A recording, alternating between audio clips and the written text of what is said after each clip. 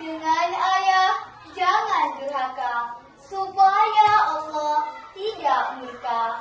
Dengan ibu hendaklah hormat, supaya badan dapat rahmat.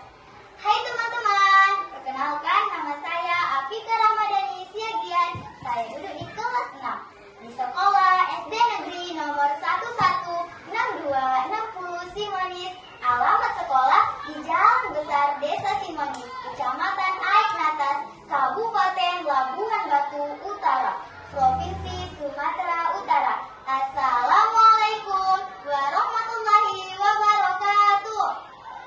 Kali ini saya akan menceritakan sebuah dongeng yang berasal dari Sumatera Utara yang berjudul Asal Usul Danau Toba.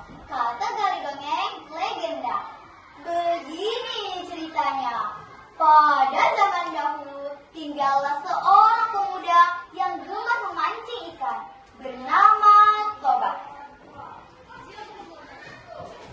Nah, aku memancing di sini saja. Hari ini aku harus mendapatkan ikan untuk memakan malamku. Toba yang sabar akhirnya pun merasakan pancingnya digigit oleh ikan. Wah, berat sekali ikan ini. Dia melawan. Ini pasti ikan yang besar. Ternyata yang dikatakan Toba pun benar. Ketika dia membuat pancingnya, muncullah satu ekor ikan yang begitu besar. Toba pun langsung memasukkannya ke dalam tempatnya. Sesudah mendapatkan ikan, Toba pun pulang ke rumahnya. Sampainya di rumah, tunggu sebentar ya ikan. Aku mencari kayu bakar dulu untuk memasak. Sesudah mendapatkan kayu bakar, Toba pun berjalan menuju pulang ke rumahnya. Sinanggar tulo, tulo, tulo. Sinanggar tulo, tulo, tulo. Alangkah terkejutnya Toba ketika melihat tempayannya. Ternyata tempayannya sudah dipenuhi kepiting-kepiting emas. Hah? Dari mana asal emas ini? Muncullah seorang dewi yang sangat cantik. Itu merupakan emas dariku, Toba. Hah? Siapa kau gadis manis? Apa yang kau lakukan di sini? Aku sebenarnya adalah ikan yang kutangkap tadi pagi, Toba.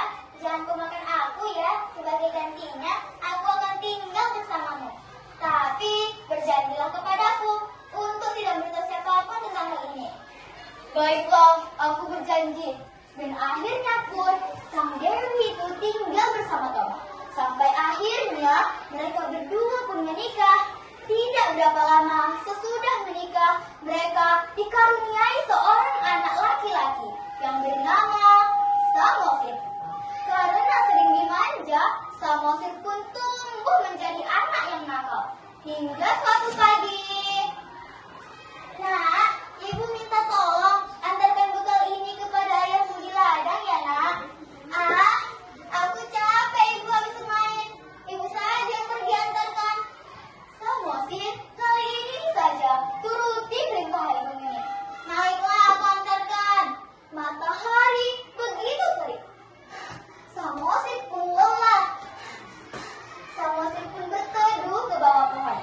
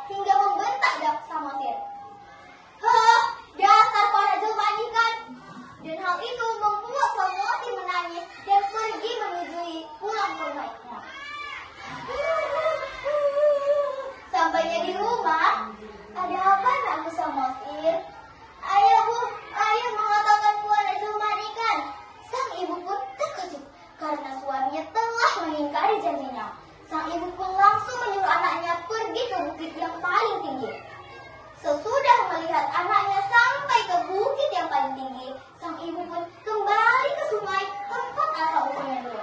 Ketika ibunya masuk ke dalam sungai, maka terjadilah badai yang begitu besar. Seluruh hewan berlari ketakutan hingga terbentuk